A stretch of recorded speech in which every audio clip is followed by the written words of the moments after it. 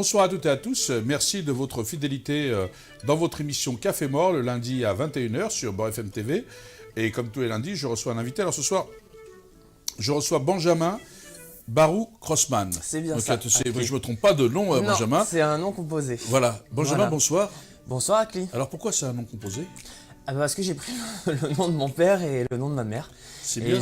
ils ont tenu à ça, donc voilà, c'est pour ça que j'ai un nom composé. C'est voilà. pour ça que je vous pose la question, c'est bien qu'ils aient tenu, quoi. Vous ah avez les oui, deux noms. L'égalité. L'égalité. Voilà. Et donc vos parents étaient militants de l'égalité des genres, alors parce que oui, complètement. L'égalité des genres et oui, Total. complètement, total. Alors, l'histoire, qui est Benjamin, en fin de compte né où, grandi où? Enfin, qu'est-ce que vous voulez dire sur vous Alors, je vais pouvoir te répondre, Akli. Alors, moi, je suis né à Paris et je suis resté peu de temps à Paris. Donc, et à l'âge de 2 ans, en fait, mes parents étaient dans le journalisme. Ma mère, elle travaillait pour Le Monde et mon père, il était au début de Libération. Et en fait, ma mère a eu un poste en Australie de correspondante. Et donc, à 2 ans, moi, je suis parti en Australie. Et une fois qu'on s'est retrouvés en Australie, ils se sont passionnés pour l'art aborigène. Alors je ne sais pas si tu vois un petit peu ce que c'est, mais c'est un art à base de points, qui est un art magnifique. Et du coup, une fois qu'ils sont rentrés en contact avec cet art-là, ils se sont passionnés pour les cultures, ce qu'on appelle les cultures non occidentales, les cultures dites entre guillemets indigènes.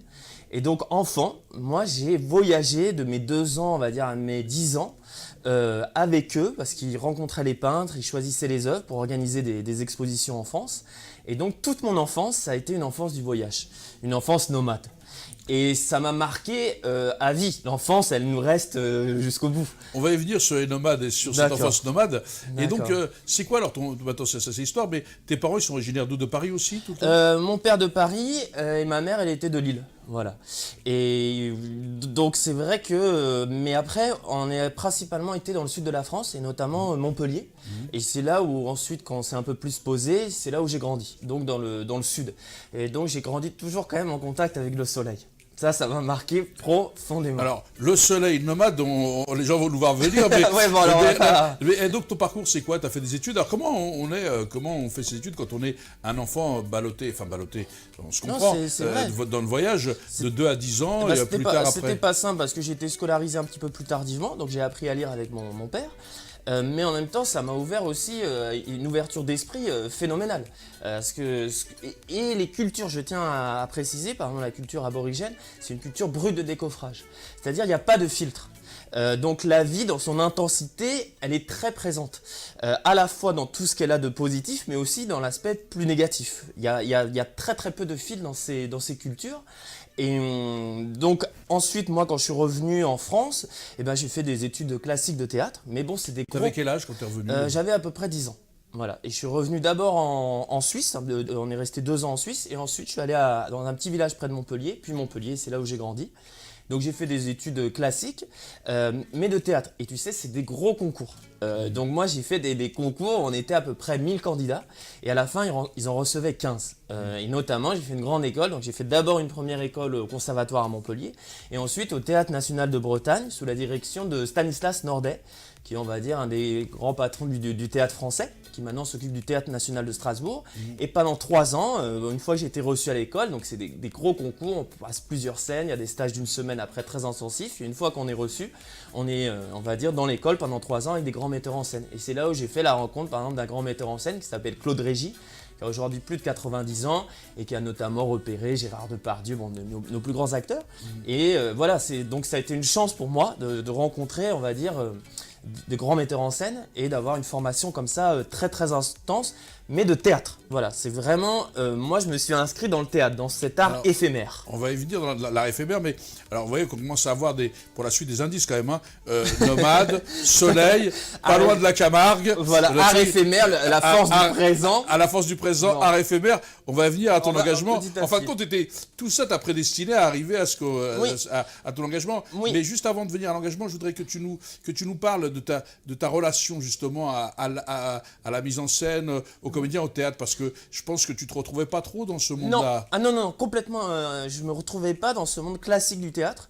Et c'est d'ailleurs ce que j'ai ressenti dans ma formation, qui était une super formation, mais quelque part, comment t'expliquer, de par mon vécu, qui était complètement différent, même les camarades de mon école me regardaient différemment. Et moi, donc c'est vrai que j'ai toujours été un petit peu en marge, et je le voulais pas, mais de par mon vécu, j'étais en marge. Donc c'est vrai que dans le théâtre classique, ensuite en sortant de l'école, j'ai eu la chance de travailler avec Stanislas Nordet, Christine Le Tailleur, bon voilà, de super metteurs en scène. Mais c'est vrai que je sentais que, comment t'expliquer, en tant que comédien, interprète, parfois j'étais limité. Moi j'avais envie de créer ma route, de créer mon monde. Et j'aime cette phrase, je ne sais pas pourquoi je pensais à ça, elle me trotte dans la tête, de Armand Gatti, qui est décédé mais qui est un grand poète. Il dit « J'ai été, je suis, je serai ». Et je pense que dans les grands parcours, il y a une continuité comme ça. Il y a une certaine cohérence, voilà. Et c'est vrai que de par mon enfance, de par mon vécu, je ne pouvais pas me retrouver dans un théâtre, on va dire, classique ou faire toutes les scènes nationales ou les centres dramatiques de France. J'ai pas vécu comme ça. Donc quelque part, je me suis dit assez vite, ça va pas m'aller, même si c'est des très bonnes conditions. Et je me suis dit, bah alors il faut que je crée ma route. Et le moyen de créer ma route, de créer mon univers, ça a été de basculer sur la mise en scène et de créer ma propre structure, ma propre compagnie. Et ça Comment elle s'appelle la compagnie? Alors, d'ailleurs elle s'appelle TBNTB, To Be or Not To Be, être ou ne pas être. J'ai repris un peu la phrase de Shakespeare, mais c'est une compagnie avec un engagement profond, à la fois social et artistique. Et c'est ce que j'ai retrouvé dans mon enfance aussi, c'est-à-dire chez les aborigènes, chez les Indiens Navarros, j'ai voyagé, chez les Tibétains dans le nord de l'Inde. L'art pour l'art n'existe pas. Ça, c'est très occidental. L'art, dans ces peuples, a toujours une vertu sociale, de cohésion, de retrouver un état d'équilibre, d'affronter les grands moments de la vie. L'art permet ça. Donc, l'art pour l'art occidental, de me retrouver dans un théâtre, de me faire applaudir, ça ne me suffisait pas. Voilà. Alors, ce que tu dis est fort parce que c'est ce qu'on retrouve aussi dans nos cultures. Moi qui suis berbère, qui suis d'Algérie et tout ça, l'art pour l'art n'existe pas. C'est-à-dire que l'art a une fonction sociale, une fonction de cohésion, de retrouver les gens autour. Et donc on le voit bien, on le retrouve dans toutes les cultures en vérité du monde. C'est peut-être ça aussi l'universalisme. L'art, c'est pas le levier de l'universalisme. Complètement, je suis entièrement d'accord, c'est ça. Et c'est de pouvoir faire quelque chose, de pouvoir ramener les cultures, de pouvoir ramener les différentes couches sociales et pouvoir se retrouver. Le théâtre a toujours existé depuis l'Antiquité et donc l'homme a besoin de se retrouver ensemble et de partager un moment de communion. Comment t'expliquer, et je peux peut-être pas reprocher, mais je trouve que ça manque dans nos salles de théâtre. C'est un petit peu toujours le même public. Il y a un petit peu d'entre-soi. Et ça, je t'avoue que ça me gêne un petit peu, oui. Alors, on voit bien, vous avez un esprit nomade. Complètement. Alors, c'est quoi votre engagement? Alors que vous êtes spécialiste de quoi? C'est quoi aujourd'hui, je sais que vous avez fait une rencontre avec des gens, des personnes, justement, de cette et que c'est devenu une passion pour vous et que vous travaillez là-dessus, sur ces rencontres. Oui. Parlez-nous un peu. Alors, déjà, moi, ce qui m'intéresse avant tout, et pareil, c'est de rencontrer des gens avec, on va dire, une capacité créatrice, mais qui n'ont pas été formatés. Pareil, parfois, chez les acteurs professionnels, ils sont dans de la technique et ils peuvent perdre une certaine spontanéité. Et c'est pour ça que je me suis retrouvé beaucoup à travailler avec ce qu'on appelle un public dit amateur, c'est-à-dire non professionnel, mais qui pour moi sont tout aussi flamboyants que des acteurs professionnels. Par contre, il faut s'appuyer sur leur force, leur vécu. Donc c'est vrai que très très vite, je suis allé vers des gens qui sont plus des personnes haut en couleur, des personnages, des gens de la vie, que aller chercher sur nos plateaux, entre guillemets un petit peu plus bourgeois, ça m'intéressait moins. Donc c'est vrai que très très vite, je suis allé chercher des gens qu'on ne voit pas sur les plateaux de théâtre. Et donc peut-être que c'est ça que tu veux me faire dire, mais j'ai travaillé, on va dire, là je mène beaucoup d'actions culturelles dans le sud de la France, principalement on a commencé à Agde, et donc je travaille dans les quartiers prioritaires. Donc ce qu'on appelle les quartiers dits sensibles, mais en même temps, chez ces gens-là qui ont parfois des parcours de vie plus ou moins douloureux, il y a une force créatrice immense à partir du moment où on arrive à communiquer avec eux et à les mettre en valeur, à les comprendre et à surtout pas les juger et donc quitter les a priori qu'on peut avoir les uns sur les autres. C'est vraiment, vraiment, vraiment mon combat. Il y a un public avec lequel, tu vas nous en parler, avec lequel tu travailles en particulier, parce qu'on a bien vu, tu tournais Agde, voilà, tu es arrivé dessus puisque tu as Camargue, la Camargue, alors, Montpellier. C'est qui ce public avec qui tu travailles et tu as mis les choses en place, en scène et tout avec eux, c'est qui? Parle-nous de ces gens qui sont souvent stigmatisés, caricaturés, alors que c'est un peuple merveilleux. Magnifique. Magnifique, alors parle-nous un peu. Alors, moi donc on va pouvoir... Comment s'est fait cette rencontre? Alors, cette rencontre, elle s'est passée déjà que je suis tombé, moi, en sortant de l'école, on revient aux parents, c'est ma mère qui m'avait offert un livre d'Alexandre Romanès, qui s'occupe du petit cirque Tzigan, installé à Paris, et donc qui écrit des poèmes. Et je suis tombé sur ces livres, et tout de suite, ça m'a beaucoup touché. Et donc, je suis allé à son cirque, je l'ai rencontré, etc. Et ensuite, en menant des actions dans le sud de la France, là, j'ai complètement baigné, on va dire, dans la culture gitane. Notamment avec mon ami Thierry Patrac, qui est un des grands représentants de la culture gitane dans le sud de la France, à Agde. Et donc qu'on peut saluer d'ailleurs. Hein, que je salue. J'espère que tu vas regarder Thierry. Voilà, Thierry, je te salue fortement. Donc je salue tous mes amis du sud de la France, mes amis gitans du sud de la France. Et en fait, j'avais fait un spectacle qui s'appelait à l'époque El Duende, qui parlait du duende si cher à Federico García Lorca, l'immense poète espagnol. Et Lorca, c'est le poète du romancero ritano. Donc, c'est-à-dire, c'est le poète qui a fait rentrer le peuple gitan dans l'histoire de la littérature. Et donc, j'avais joué ce spectacle, il y avait une danseuse de flamenco, un guitariste, et un jour, je joue dans une salle jeunesse du cœur de ville d'Agde, et là, j'ai mon public que des gitans. Dans la salle, il n'y avait que ça. Donc, un public hallucinant. Il faut savoir qu'ils se levaient, ils prenaient des photos en train de jouer, ils passaient sur la scène pour aller aux toilettes. Non, t'inquiète pas, ça nous plaît, on revient. Hop, excuse-moi, là, je dois aller manger. Et je me suis dit, mais c'est un bouillonnement de vie, c'est pas un public, on va dire, mortifère, coincé, mais au contraire, un public vivant. Donc, tout de suite, il y a une connexion. Il y a quelque chose qui s'est fait. Il y a quelque chose qui s'est fait. Accroché avec eux. J'ai accroché et surtout, je tiens à le dire, ça s'est pas fait rationnellement, c'est émotionnellement. Je me suis pas dit, je vais aller voir les gitans. Non, c'est venu comme ça, par la vie, et mon cœur, mon corps, je me suis dit, je suis à l'aise, c'est mes frères, voilà, mes frères de combat.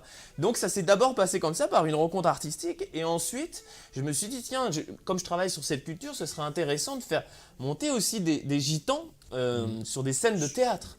Essayer à ma petite échelle de faire rentrer le peuple gitan dans la grande histoire du théâtre, parce que ça n'est pratiquement jamais arrivé, des gitans sur une scène de théâtre. Donc je me suis dit, avec Thierry Patrac et mes amis du sud de la France, on s'est dit, tiens, je vais te faire monter sur scène. Et puis on a commencé à répéter. Et puis on a fait une petite audition dans un théâtre près d'Agde qui s'appelle le théâtre de Vias, une scène magnifique. Et là, eux, ils ont commencé à me raconter des histoires, parce que c'est une culture orale, la culture gitane. Donc petit à petit, j'ai construit le spectacle avec eux, et on a fait une première à Vias, ça c'était il y a 2 ans.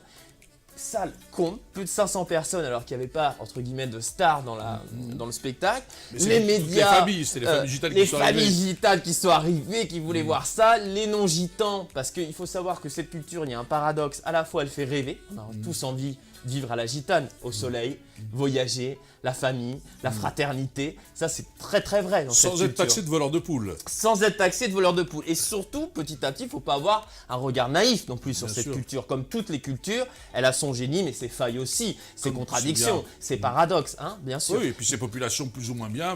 C'est comme tout le monde, mais il ne faut pas les stigmatiser. Mais il ne faut pas les stigmatiser. Voilà, c'est ça. Et donc, c'est vrai que je les ai fait monter sur scène. Et ça a été, comment te dire, je te dis sincèrement, un succès fou. On a eu même les médias qui sont descendus. Bon bref, pour la petite histoire, on a eu grand reportage sur TF1 qui est venu. Bon bref, tout le monde se disait mais qu'est-ce qui se passe dans le sud de la France, dans cette pièce de théâtre où on fait monter pour la première fois des tziganes sur une scène. Et petit à petit, du coup, eux, ils ont amené leurs textes, des textes d'un poète qui s'appelle Joseph Stimbach, qui a fait aussi, nombreuses années, plus de 23 ans en prison, mais qui est un immense poète. Donc on a dit ces textes. Moi, je me suis appuyé sur la poésie d'Alexandre Romanès, on a dit du Lorca, et puis ils ont aussi raconté l'histoire d'où ils venaient, de l'Inde, etc. Et on a essayé, à travers cette culture, d'aller au-delà des a priori et aussi avec beaucoup d'humour. Je vais te dire quelques proverbes d'Igan. Bon, J'allais te les demander, mais avant les proverbes, est-ce que tu peux nous parler aussi de ce que tu as fait justement au jardin Rosa Park? Oui, alors ça c'était chez mon ami Nordine Terranti, qui est vraiment un ami, une personne à grand cœur et une vraie intelligence sensible comme ça. Et donc on a joué le spectacle maintenant qui s'appelle L'âme gitane, puisque je fais monter des gitans sur scène. On l'a joué au jardin Rosa Park. On était plus de 150 personnes. Ce jour-là, il faisait beau. Ça veut dire que c'est plein parce que le jardin Rosa Park n'est pas si grand que ça. Voilà, non, c'était ça le problème. C'était vraiment plein. Et il y avait du flamenco. On a une des meilleures danseuses de flamenco dans le spectacle qui s'appelle Karine Gonzalez, qui a notamment bossé avec le cinéaste Tony Gadif, qui est à moitié berbère et giton. Voilà, on a un guitariste andalou exceptionnel. Donc voilà, il y a aussi on va dire des personnalités artistiques très fortes avec des personnalités de vie très fortes. Et c'est cette rencontre, cette passerelle, toujours arrêter de mettre d'un côté les professionnels, de l'autre les amateurs. Bon, c'est ces passerelles qui font le spectacle avec aussi une narration autour aussi de mon vécu et de raconter de façon émotionnelle, puisque c'est une trame émotionnelle, comment j'ai traversé ma rencontre avec le peuple gitan et comment à travers cette rencontre-là, j'ai retrouvé des choses de mon enfance, chez les aborigènes, chez les Adamaro, chez les Tibétains. Donc on a joué au jardin Rosa Park et voilà, ça s'est fait très très vite. Donc en ce sens-là, je remercie vraiment aussi la municipalité d'Alfortville qui nous a tout de suite accueillis et j'ai eu la chance de rencontrer mon ami Nordine et donc on programme de nouveaux événements là-bas. Et notamment avec mon copain Alexandre Romanès, puisque là on prépare le spectacle qui va se jouer le 7 mars et le 21 mars au Théâtre du Temps à 20h. Alors le 7 mars et le 21 mars au Théâtre du Temps, c'est dans le 11e. C'est dans le 11e. Voilà, à 20h. Venez nombreux parce que c'est une petite salle et ça risque d'être un événement, je vous promets, beaucoup de surprises, beaucoup d'amusement et aussi beaucoup de poésie. Alors, c'est quoi? Raconte-moi ta rencontre avant les proverbes, parce qu'on attend les proverbes, les gens, on va les faire un peu l'embiner sur les proverbes. Ta rencontre avec Alexandre Romanès, raconte-nous cette rencontre. Alors avec Alexandre, ça s'est fait, maintenant ça fait... Parce que tu as d'abord eu un livre. D'abord j'ai eu un livre, et ensuite après, je suis allé à son cirque. Et ensuite après, tu sais, les rencontres, elles se font avec le temps aussi. Donc j'ai appris à le connaître, et petit à petit, on a fait des lectures de ses poèmes. Et comment dire, lui il est vraiment nomade, hein. Il faut savoir qu'il, contrairement à... il reste dans la caravane, c'est-à-dire voilà, il voyage, etc. Et donc la rencontre s'est fait, pareil, ça a été une évidence. Et moi, ce qui m'a beaucoup plu chez Alexandre, c'est aussi sa finesse, son intelligence, sa profondeur. Il faut savoir que c'était l'ami du poète Jean Genet. Il faut savoir que c'est poétique aussi. Il a appris à lire et à écrire par amour. Il est tombé fou amoureux de son ex-femme Lydie Datas, qui était une grande poétesse, qui écrit aussi chez Gallimard. Et il est rentré dans la prestigieuse édition Gallimard, alors qu'il savait ni lire ni écrire jusqu'à l'âge de 18 ans, ce qui laisse quand même beaucoup d'espoir. Et il vient, lui, d'une grande famille, la famille Bouglione, cette famille circassienne. Donc, en fait, ce qui est beau, et c'est un petit peu le même parcours inversé que moi, c'est-à-dire qu'Alexandre, il a trouvé dans la poésie un monde qu'il ne connaissait pas, la poésie littéraire, puisqu'il venait de la famille Bouglione, la famille gitane, qui est une famille, qu'on va dire, une culture orale, et il s'est imprégné de la culture plus occidentale de l'écrit. Tu sais qu'avec les Bouglione, j'ai été à l'école avec eux. Ah bon? Exactement. Parce que tu sais qu'avant, ils avaient leur quartier d'hiver à Bonneuil-sur-Marne. Et donc maintenant, il y a un quartier qui s'appelle le quartier Bouglione, qu'on appelle à Bonneuil. D'ailleurs, l'invité qui viendra après toi la semaine prochaine viendra de Bonneuil. Ils ne vont pas parler de quartier, donc je te le dis quand même. C'est pour ça que quand tu me parles des frères Bouglione, les 4 frères, ou les enfants par génération ont repris les noms. Alexandre, Firmin, etc. Mais c'est vraiment une grande famille. Bien sûr. Donc voilà, et juste pour faire le petit rapprochement, et c'est vrai que moi qui venais d'un milieu, on va dire, littéraire, voilà, intellectuel, j'ai retrouvé dans la culture gitane un autre monde. Et c'est ça qui m'a intéressé, ça m'a arraché à mon monde, ça m'a arraché à mon enfance. Et quelque part, dans les vraies rencontres, je ne sais plus qui disait ça, mais on s'apporte ce qui nous manque, quoi. Je trouve que c'est ça qui est beau, quoi. Et Alexandre, Thierry, tous mes amis boxeurs, Christophe Rodriguez, qui est un grand boxeur, qui a boxé d'ailleurs avec ton ami Brahim Astom. Christophe, je lui fais aussi une salutation parce que c'est un triple champion de France de boxe, champion d'Europe. Et ben, tout cet univers-là qui n'est pas le mien, et ben, j'y ai vu des grandes choses. Le noble art, avec la boxe, il y a des règles, il y a une éthique. Chez les gitans, il y a aussi une éthique. Certes, on ne va pas signer des papiers, mais ce qu'on se dit, on le fait. Donc il y a des valeurs. Et puis j'ai vu une solidarité, vraiment je te dis, hors du commun. C'est-à-dire à partir du moment où ils t'ouvrent la porte, ils te donnent tout. Faut pas les trahir, mais à partir du moment où ils te font confiance, ils t'ouvrent toutes les portes. Et ça c'est rare et c'est beau. Cette générosité, elle nous surprend, nous. On connaît moins ça, cette culture. Je sais pas, quand tu vis à Paris, voilà. Bon, bref, que tu as une vie un peu plus, je sais pas, occidentale, tu peux être surpris par cette générosité comme ça, spontanée, où on t'offre soudainement, qu'on t'ouvre toutes les portes. Et moi, c'est vraiment ce qui s'est passé, quoi. Donc, en fait, tu seras un très grand ambassadeur de la cause gitane en France. Quelque part, ouais. Je pense que, et d'autant plus que je le suis pas. Donc quelque part, comment t'expliquer, j'ai un certain recul. Mais tu le dis avec conviction, tu connais les forces et les faiblesses de tout. Complètement. Et t'es pas dans un truc. C'est ça qui est intéressant. Et je l'ai vécu dans ma chair, je l'ai traversé dans ma chair en fait. Donc c'est cette traversée-là qui est intéressante. Et puis si je peux donner quelques références, voyez les films aussi de Tony Gatliff, Liberté, Gaggiodillo, Lacho de Rome, c'est des films magnifiques. Voyez le film de mon ami Dominique Abel qui a fait un film magnifique sur l'immense chanteur Agouretas. Il faut savoir que cet immense chanteur Agouretas, il savait ni lire ni écrire. Et il a dit que s'il avait su lire et écrire, il aurait été moins bon. Il aurait moins bien chanté. C'est poétique quand même. C'est poétique, ouais. Ça veut dire qu'il y a quelque chose dans l'art qui vient des tripes et de la nécessité. Alors, nécessité fait loi. La nécessité fait loi, donc maintenant qu'on a la nécessité fait loi, donne-nous quelques proverbes gitans. Allez. S'il te plaît, allez, on y va. Mais face caméra ou à toi? Comme tu veux, face caméra ou à moi, vas-y, décline face caméra parce que tu es quand même un comédien avant tout, donc vous voulez que les gens en profitent pleinement. Allez. Ne te moque pas des riches, ça pourrait arriver. Ne mésestime jamais le corbeau et le loup, car ils savent des choses que tu ignores. Au royaume de l'espoir, il n'y a jamais d'hiver. Quand un homme t'aide à traverser un fleuve, ne l'oublie jamais. Quand le papillon se pose sur la branche, il craint de la briser.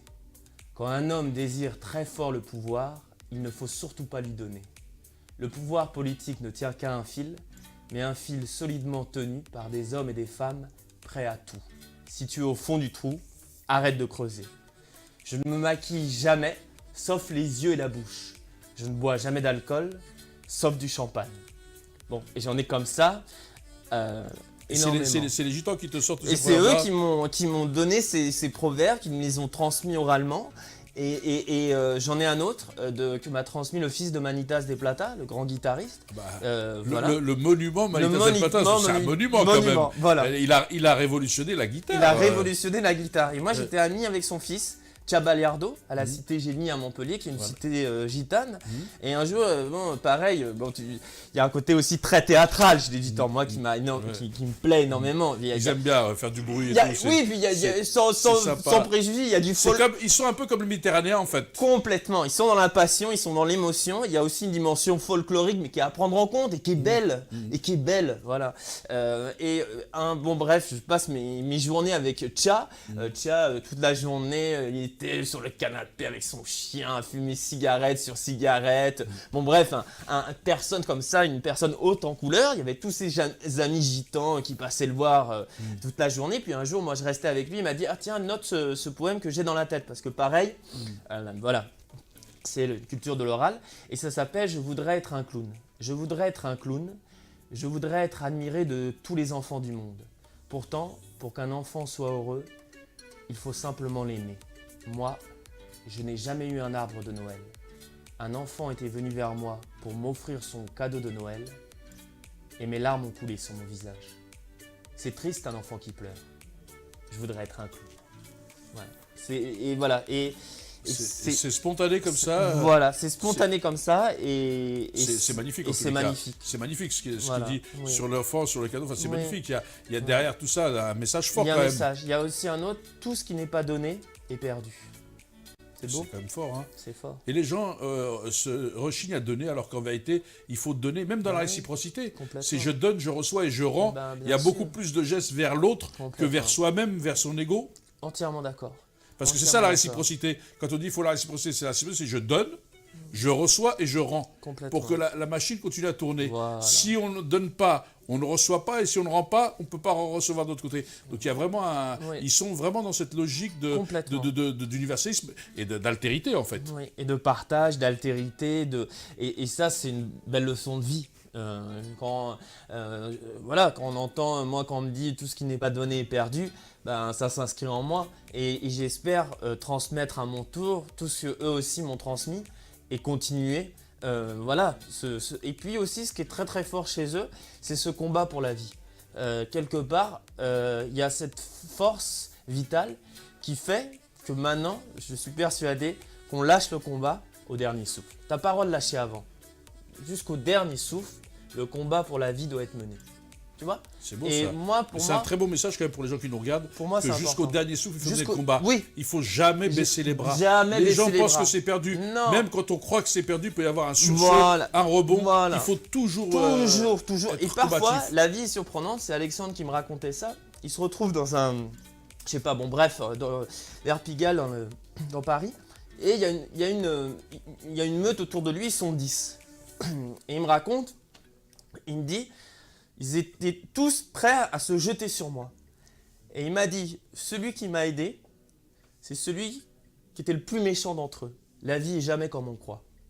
Parfois, celui qui va nous aider, c'est pas celui qu'on croit. Non, mais c'est un bon message aussi. C'est un très beau message. Alors que des fois, on a tendance Moi, à se dire, je t'écoute. c'est lui, tu vois. Je t'écoute en expliquant parce que souvent, on a l'impression que celui qui parle le plus dur et tout est le plus, alors que c'est souvent celui qui se protège le plus. Il faut faire attention Aux clichés. aux clichés, aux préjugés, aux représentations. Voilà. Et c'est pour ça que j'aime beaucoup et on pourrait vois, t'entendre le truc, tu vois, c'est le vrai débat. Et c'est un bel exemple. Et il me raconte cette histoire, Alexandre.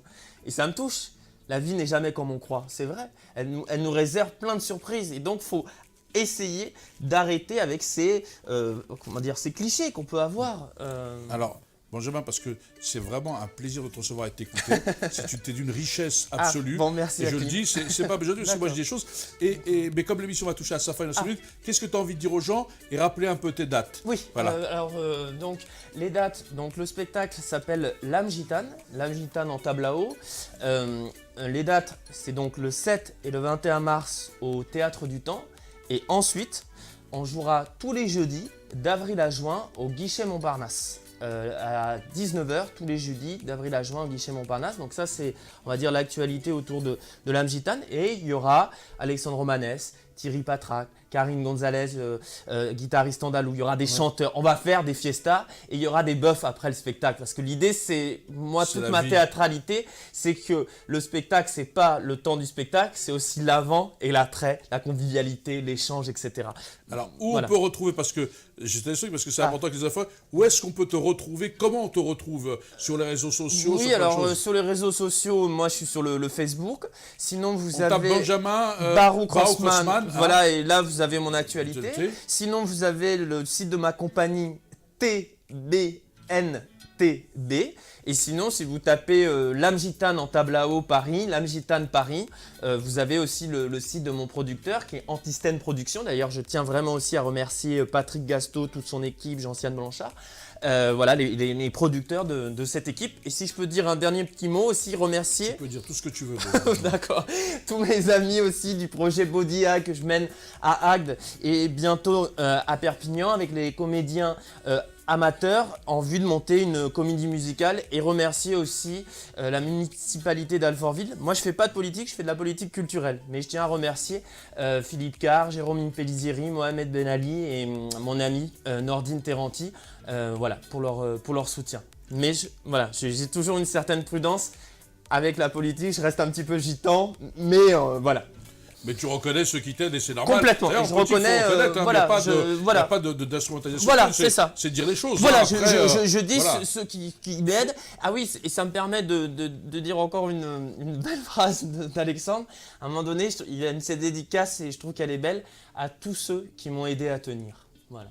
C'est magnifique. Hein. Voilà, je Et terminerai. est-ce que tu as, tu peux terminer là-dessus, ce que tu dois te dire, mais est-ce que tu as un dernier mot à dire aux gens qui nous regardent et voilà, parce qu'ils vont venir découvrir, je pense que J'espère. moi j'ai envie déjà de venir. D'accord. Ah ben, C'est- il faudra ça une donne place envie. au premier Non, rang. Achille. non, pas pour avoir, on donnera avec tout le monde, parce que je pense D'accord. qu'il faut y aller par conviction, pas pour meubler, parce que tu donnes envie de voir D'accord. aussi ça. Donc voilà, qu'est-ce que tu as envie de leur dire aux Bah, gens? j'ai envie de leur dire qu'à travers mon spectacle, ou on va dire de mon geste artistique, c'est vraiment la possibilité de se réunir. Et au final, la création, c'est la sublimation aussi de la douleur. Mais ce qui prime, c'est l'enthousiasme et la joie. Et cette vitalité qu'on retrouve dans la culture gitane. Et c'est ça que j'ai envie de transmettre. L'amour, le partage, la communion. Et il me semble qu'aujourd'hui, dans l'époque dans laquelle on vit, on en a terriblement besoin. On est allé trop loin dans la technique, on est allé trop loin dans l'individualisme, on est allé trop loin dans l'argent, on est allé trop loin dans le pouvoir. Quelque part, on a besoin de redevenir vers des valeurs humaines. Et dès que ces valeurs humaines apparaissent, c'est un succès. Donc j'espère que ça le sera. Et j'aurai besoin de tout le monde. Et voilà, et d'Akli, voilà, voilà, de tous les gens pour nous soutenir. Et qu'on fasse ensemble lien et combat pour cette vie qui vaut la peine d'être vécue. Alors voilà, bah écoute, Benjamin, merci. Alors nous, tous ceux qui vont nous regarder, je pense, seront au rendez-vous. Bah écoutez, comme l'a dit Benjamin, il ne faut jamais perdre le sens de l'essentiel. Oui. Alors l'essence c'est essentiel aussi, puisqu'on a les gilets jaunes dans la rue qui demandent le pouvoir d'achat. Mais en tous les cas, plus sérieusement, restez toujours vigilants et mobilisés.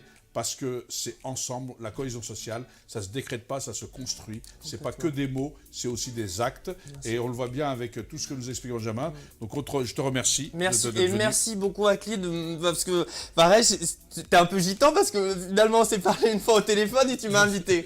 Et même moi je me suis dit, putain c'est surprenant, ça ne marche pas comme ça normalement. Non mais et justement, c'est bon, c'est pas ça marche pas. Cette émission, elle marche comme ça, c'est-à-dire que je sais pas, je me trompe certainement des fois, mais je pense que moi je suis quelqu'un qui fonctionne au feeling. Au feeling. C'est beau. Et puis le but de cette émission, c'est de donner la parole à des gens qu'on ne voit pas partout. Et je pense que si on est un peu aussi, comme tu disais, très dans la technique, on perd le feeling, le sens, l'émotion, la fibre, tout ça. Donc voilà, mais donc ne me remerciez pas parce que au contraire, c'est moi qui dois vous remercier. C'est moi qui remercie les gens d'exister, qui viennent dans cette émission, parce que c'est vous qui faites l'émission. Et ensemble, on va se donner de la force. Et c'est là, mais c'est pas qu'à moi, c'est de donner la force à tous ces gens qui passent, parce que c'est ça le but, c'est de créer ce réseau, cette cohésion, ces trucs. Voilà. Donc modestement, en tous les cas, merci Benjamin pour les compliments, mais nous, on se retrouve lundi prochain à 21h avec un nouvel invité. Merci de votre fidélité, bonne soirée et bon appétit à ceux qui vont passer à table. Bonsoir à toutes et à tous.